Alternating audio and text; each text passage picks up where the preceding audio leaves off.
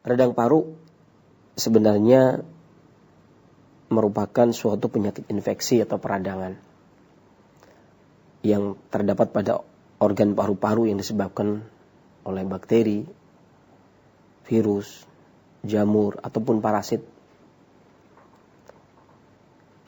di mana pulmonari atau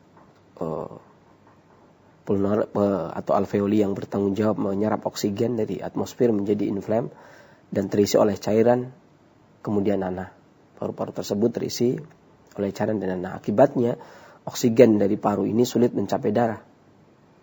Dan apabila darah kekurangan kandungan oksigen, maka sel-sel tubuh itu tidak bisa bekerja secara optimal. Ya, dan menurut kedokteran konvensional bahwasanya penyebabnya paru-paru terinfeksi, ya, atau radang paru ini dikarenakan dia terinfeksi oleh bakteri. Bisa jadi oleh virus juga, bisa jadi oleh jamur, atau mikroplasma, protozoa, atau benda-benda asing. Atau bisa jadi racun yang menyebabkan terjadinya peradangan. Dan biasanya yang berisiko tinggi terkena radang paru atau pneumonia ini adalah para penderita infeksi saluran nafas bagian atas, atau orang-orang yang berusia lanjut, orang-orang tua, terutama pecandu alkohol, perokok. Ya, ini sangat rentan, berisiko tinggi untuk terkena radang paru ini, jadi pecandu alkohol dan perokok, atau orang-orang yang kekurangan nutrisi dan penyakit kronis yang menahun. Adapun gejala dan tanda-tandanya secara umum adalah demam mendadak disertai dengan gemetar dan menggigil, sakit kepala dan anggota badan terasa sakit, nyeri di dada, sewaktu bernafas sesak, nafasnya cepat tapi dangkal, tidak longgar. Kemudian terkadang terjadi batuk yang mula-mula kering, kemudian lama-lama sakit ketika batuk, akan tapi kemudian menghasilkan reak lama-kelamaan dan bercampur dengan darah. Biasanya dianjurkan adalah banyak minum air putih, kemudian tidak boleh minum alkohol dan tidak boleh merokok, dan tidak terkena asap rokok. Bukan cuma tidak merokok, tetapi menghindari rokok, atau tidak boleh terkena asap rokok. Jadi ada orang merokok berarti tidak sampai mendatangi orang yang merokok, ya, bukan sekedar tidak merokok. Kemudian yang kedua, istirahat yang cukup, olahraga ringan, untuk menjaga stamina kesehatan. Kemudian jangan menahan batuk yang mengandung dahak. Batuknya jangan ditahan tapi dibatukan. Kemudian biasanya gunakan tisu sekali pakai jika bersin dan batuk. Adapun dari sisi klasik, pneumonia ini atau radang paru, ya, sebelumnya kita pahami dulu bahwasanya organ paru-paru ini berfungsi sebagai pengatur pernafasan atau yang mengendalikan nafas.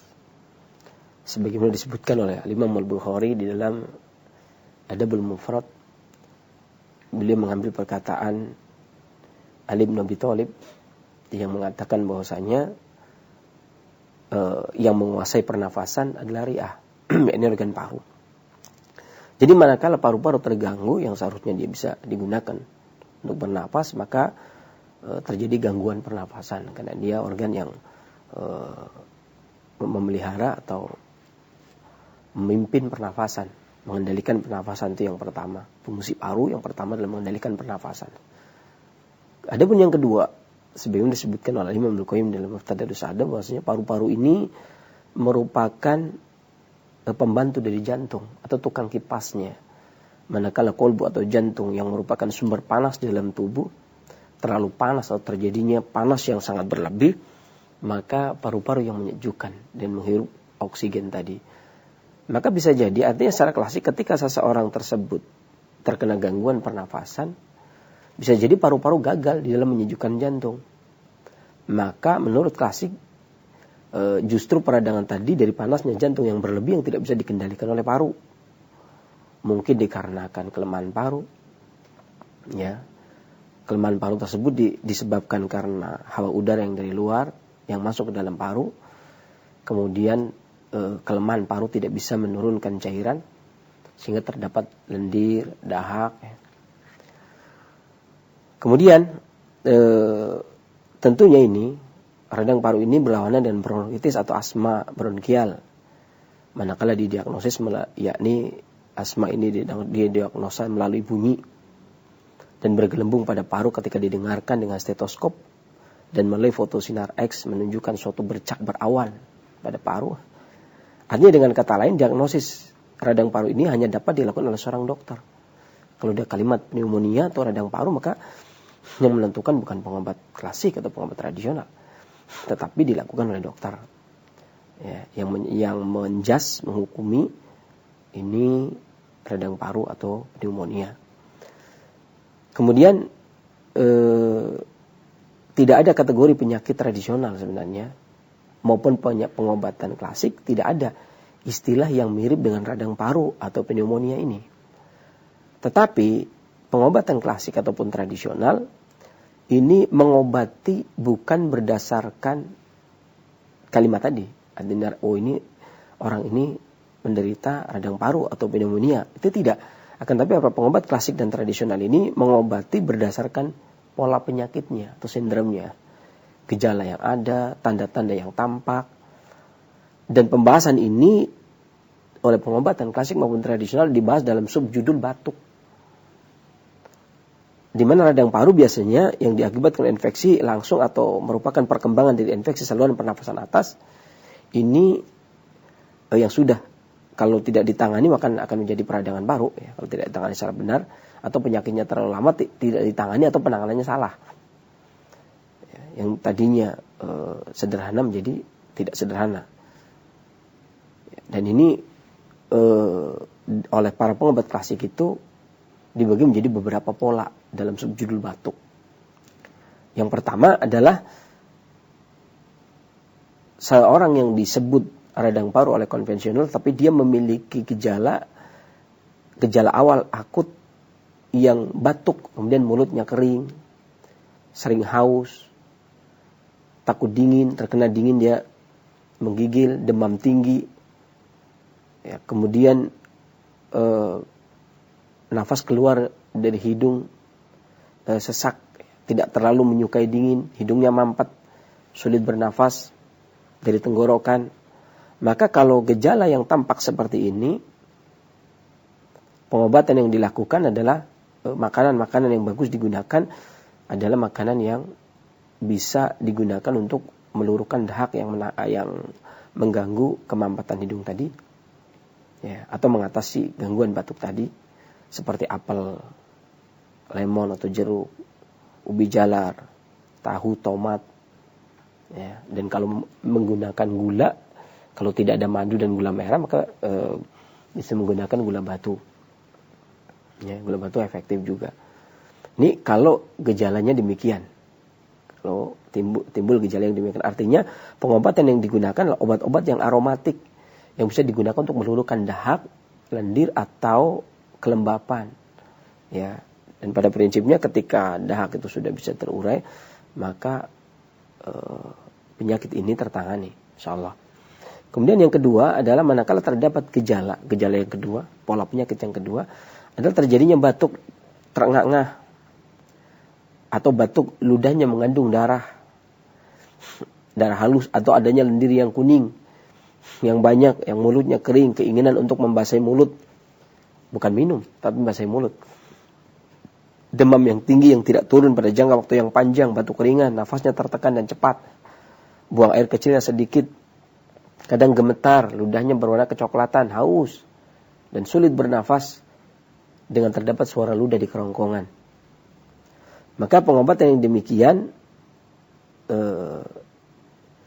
dengan cara meluruhkan dahak dengan obat-obatan aromatik yang bersifat dingin untuk meluruhkan dahak yang panas. Maka pola penyakit ini disebut sebagai pola penyakit energi ludah yang panas. Maka pengobatannya makanan-makanan obat yang efektif digunakan diantaranya pisang, jamur hitam, di mana pisang ini bermanfaat untuk meningkatkan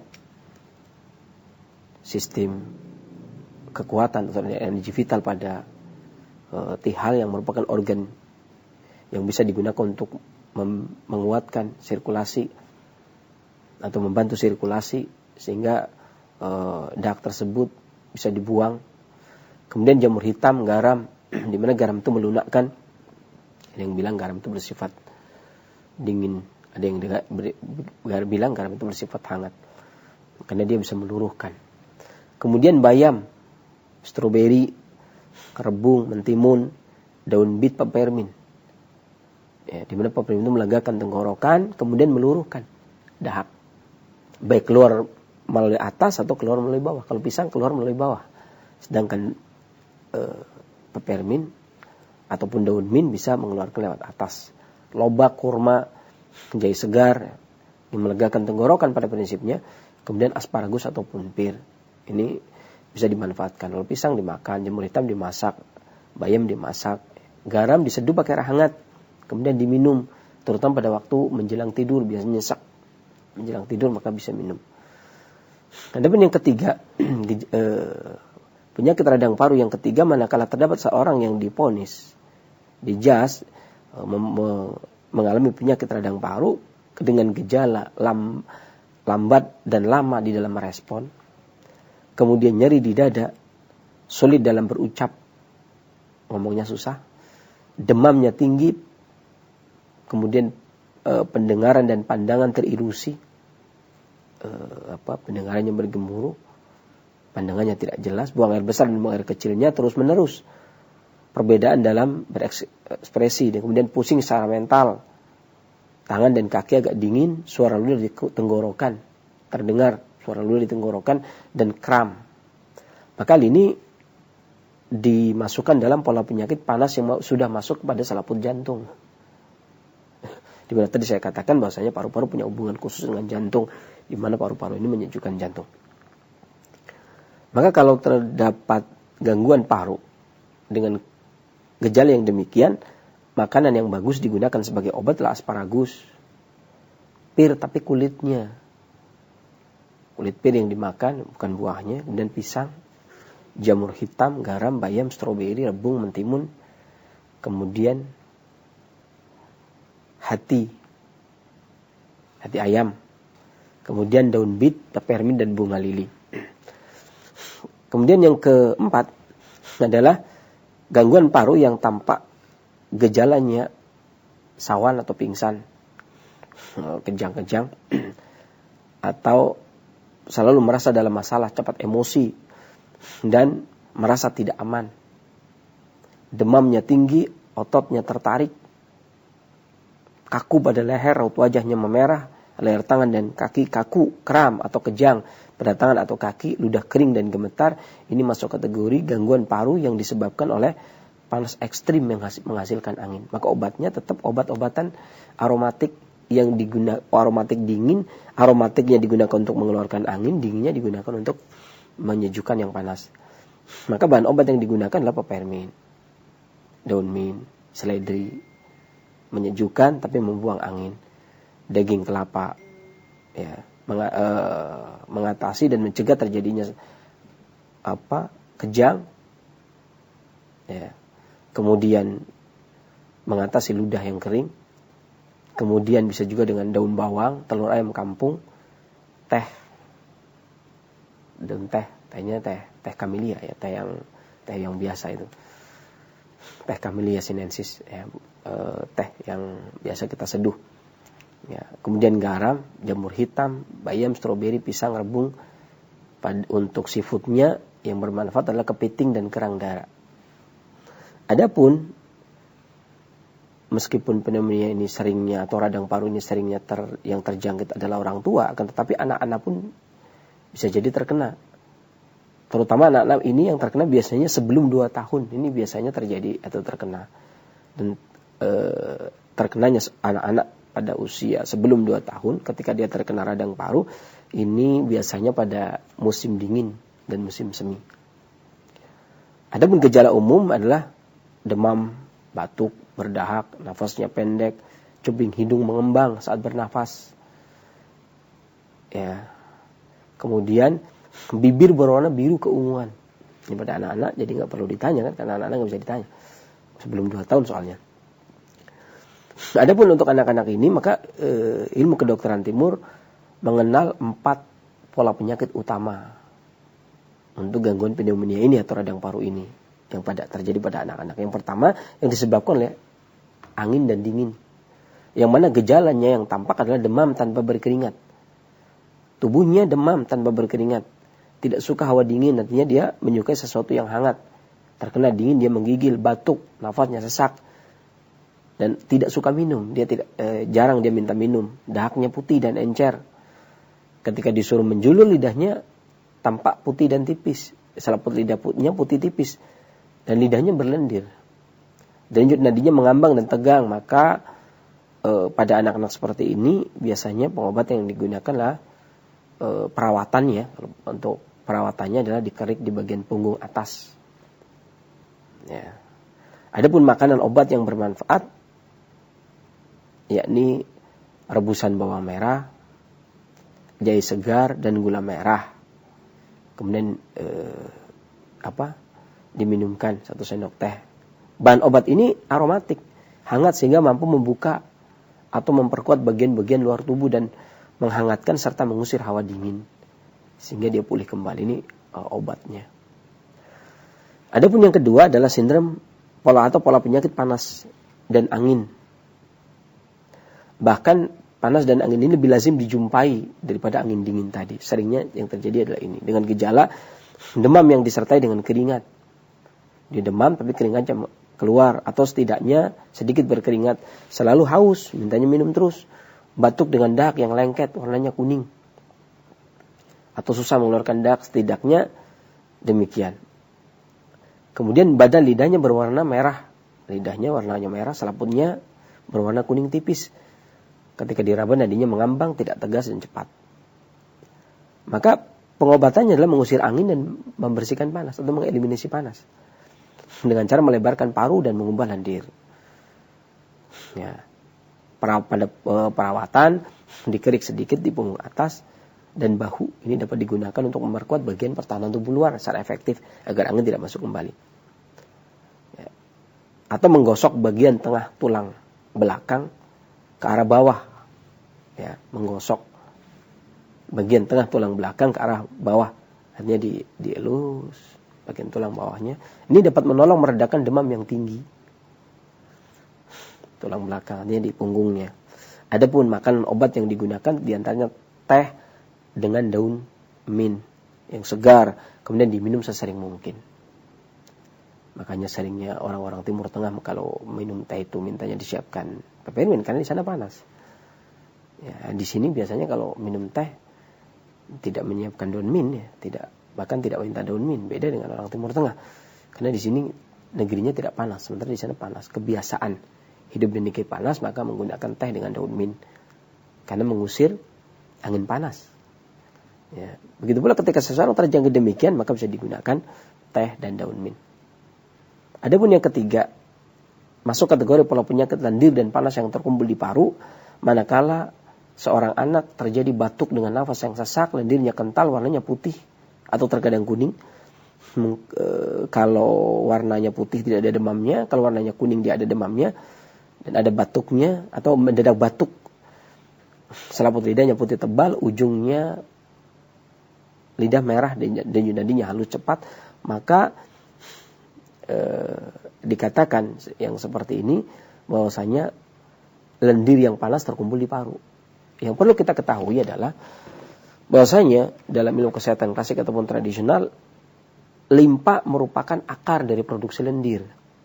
Makanya waktu kita pembahasan tentang gangguan anak-anak, maka gangguan utamanya adalah pernapasan dan pencernaan atau limpa dan paru, ya, pencernaan dan pernapasan.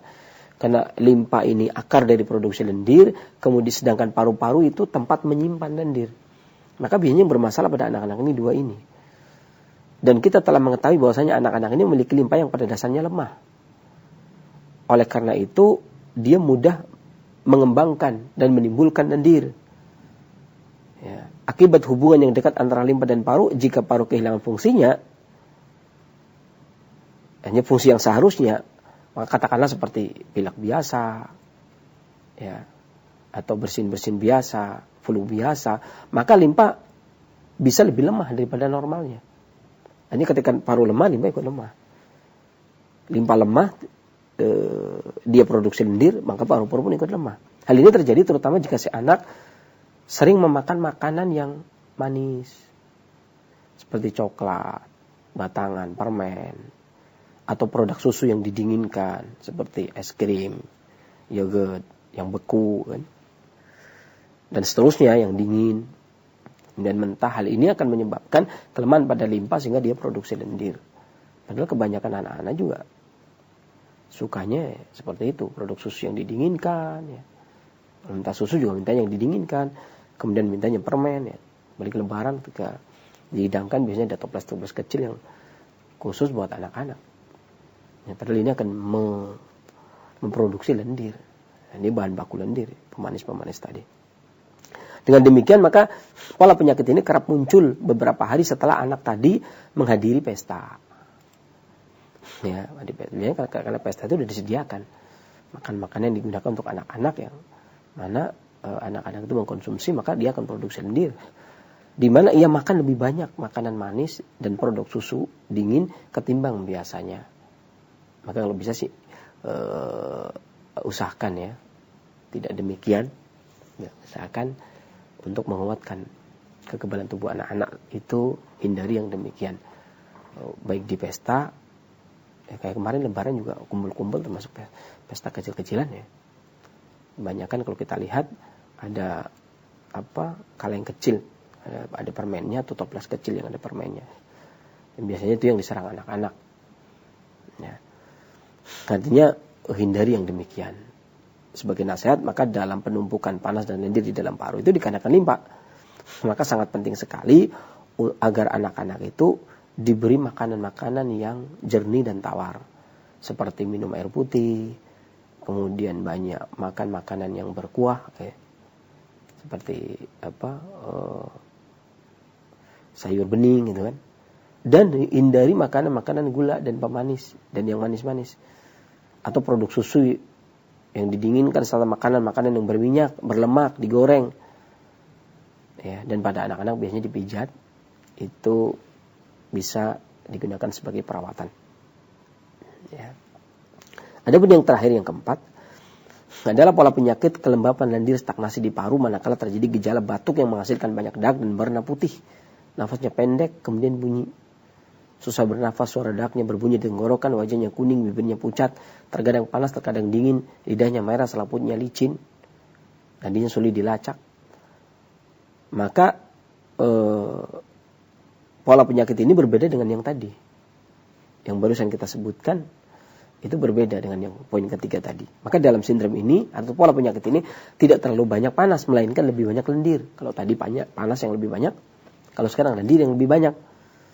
Ya, saya ingatkan lagi bahwasanya limpa adalah akar dari produksi lendir, sedangkan paru-paru itu tempat penyimpanan lendir. Oleh karena itu penting melakukan diet atau pola makan yang bagus. Ya, kurangi manis-manis. Secara khusus penting seperti halnya makanan-makanan yang dimasak hangat yang bisa memperkuat limpa. Karena makanan-makanan yang mentah, dingin itu melemahkan limpa. Dan produksi susu yang didinginkan, gula, serta makanan manis. Dengan demikian juga makanan minuman yang mentah, dingin, beku, maka secara ketat seharusnya dihindari.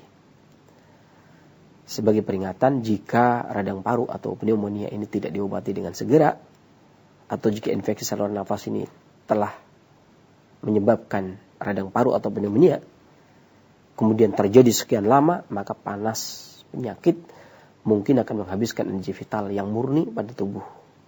Oleh karena itu, tubuh akan terlalu letih, lemah. Secara efisien dan efektif akan memerangi infeksi. Di mana kekebalan tubuh seharusnya secara efektif memerangi, dia lemah, tidak bisa memerangi.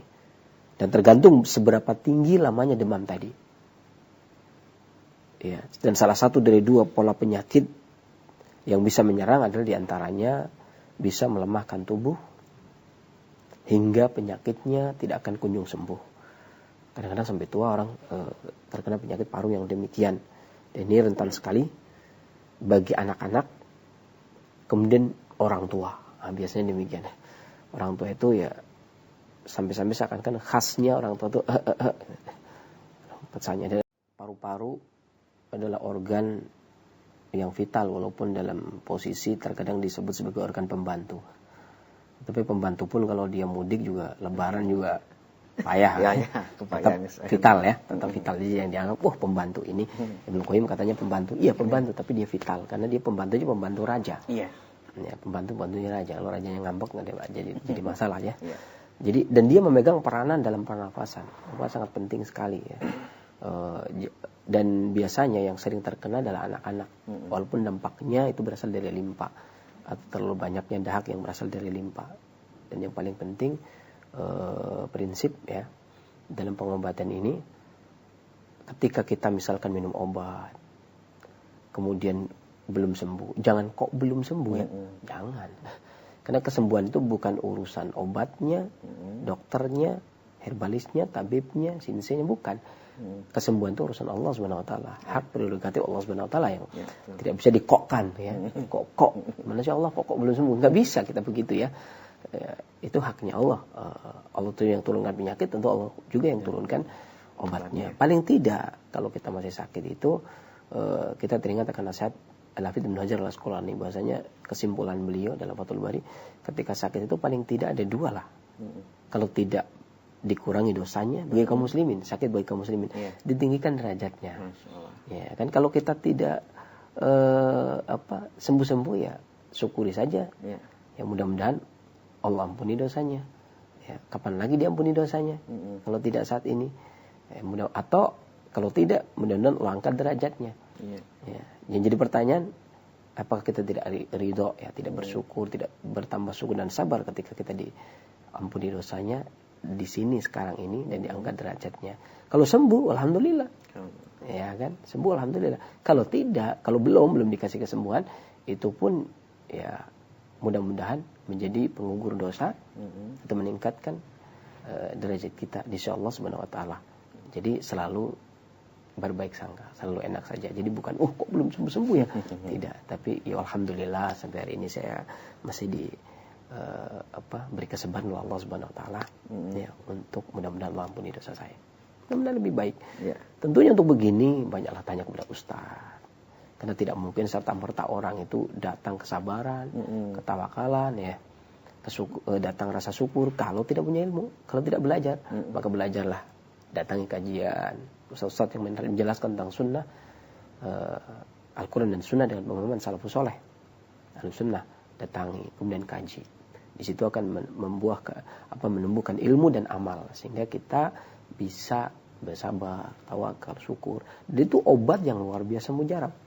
Yang lebih mujarab dari sekedar rempah-rempah atau sayuran dan seterusnya, atau dari obat manapun. Kenapa? Karena ketawakal itu tadilah yang sebenarnya yang kita harapkan. Penyakit apapun tidak akan bisa memberikan pengaruh yang buruk terhadap kita. Karena terkadang ketika seseorang itu merasa aman, nyaman, tenang, itu kekebalan tubuh meningkat, penyakit akan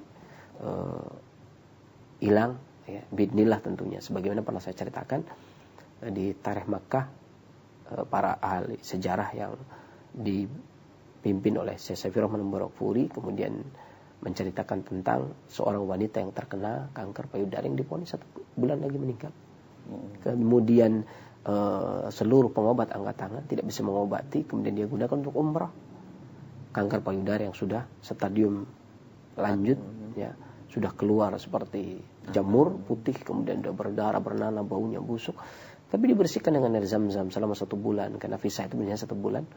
Ya, yang lainnya pada pulang mengikuti travelnya, ini tetap bertahan, dibersihkan dengan air zam-zam, minum dengan air zam-zam. Alhamdulillah Allah berikan kesembuhan dalam jangka waktu 1 bulan. Pulang kering sembuh. Ya, tentunya kalau begitu ya syukur alhamdulillah. Bukan berarti ya waduh kenapa?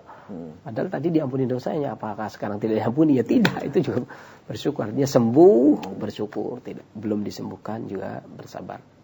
Itu indahnya kehidupan kaum muslimin. Mudah-mudahan bermanfaat. Kekurangan dari saya